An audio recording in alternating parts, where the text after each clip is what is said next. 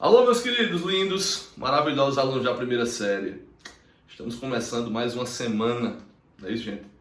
E com isso, desejo a todos que sejam abençoados, tenham uma semana abençoada por Deus. E se Deus quiser, vai ser só o filé. Beleza? Vejam, na semana passada, na nossa última aula, nós vimos um pouco da introdução às funções inorgânicas, que é o conteúdo que a gente vai começar a ver já a partir dessa semana, certo? E fazendo ainda mais uma introdução, algo que vai ser aplicado das funções inorgânicas, é bem interessante que a gente aprenda um conteúdo que é preliminar, que é o conteúdo que nós chamamos de NOx, que é o famoso número de oxidação de uma espécie química. Então vamos escrever comigo, vamos lá, vejam só. NOx, olha aí, ó, o NOx significa, galera, o número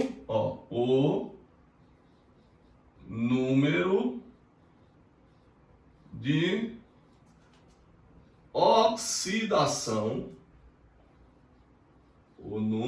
oxidação, de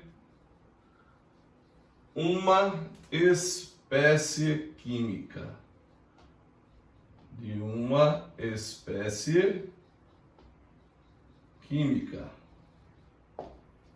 Ou seja, no momento que um elemento químico, uma espécie química, ela se liga com outra espécie química, tá, gente?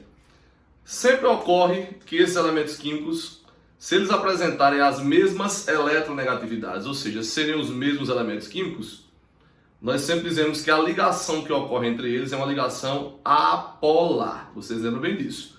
Mesmo elemento químico, ligação apolar. Mas se o elemento químico for diferente um do outro, aí essa ligação que une esses dois elementos já passa a ser uma ligação química polar ou uma ligação química iônica. Ligação química polar ou uma ligação química iônica. O que acontece tanto na ligação polar como na ligação iônica? Átomos de diferentes valores de eletronegatividades, ou seja, elementos que apresentam forças de atração dos elétrons diferentes. Se for, por exemplo, um metal mais um ametal, a tendência é que o metal ele doe elétron para os ametais. Não é isso? Mas se for, por exemplo, um ametal com outro ametal, se esses ametais forem deles diferentes, um deles terá uma eletronegatividade maior do que o outro. Ou seja, eles vão começar a obter cargas.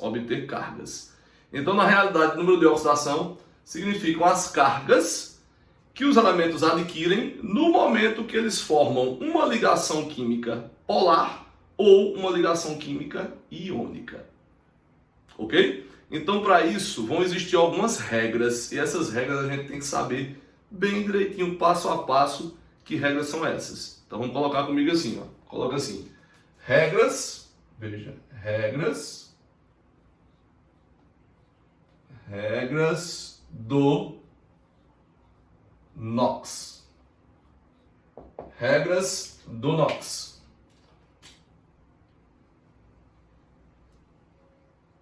Beleza? Vamos lá. Primeira regrinha. Diz o seguinte. Que a soma, veja, a soma dos NOx, de um composto, veja, de um composto, é sempre igual a zero. É sempre igual a zero. Como assim, minha gente? Veja só, vou dar um exemplo bem prático. Um exemplinho bem prático. Ok? De uma substância iônica. Veja só. Você tem NaCl. O que é que tem de acontecer nesse momento? Gente, o sódio é um metal alcalino. Ele é um metal alcalino da família 1 ou 1A. Qual é a tendência que esse metal alcalino ele apresenta? A sua tendência é de doar elétrons. Mas se ele é um elemento da família 1 ou 1A, gente, ele só tem um elétron na camada de valência. ele vai doar esse elétron e a camada anterior se estabiliza com 8 elétrons. Então, sempre que o elemento for da família 1A, ele vai ter NOx mais 1. Veja, NOx mais 1. Então, o NOx do sódio é mais 1, ok? Então, se o elemento agora for da família 2A, certo? Ele tem 2 elétrons na camada de valência. Então, ele vai ter que doar 2 elétrons. Então, o seu NOx será mais 2 ou 2 mais. Tanto faz colocar esse mais aqui na frente como colocar depois. Dá no mesmo.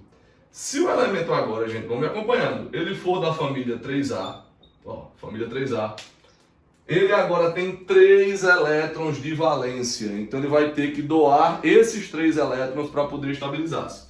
Então, ó, NOx mais 3.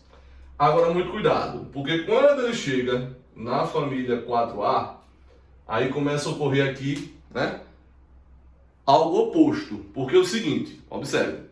O elemento tem 4 elétrons de valência, certo?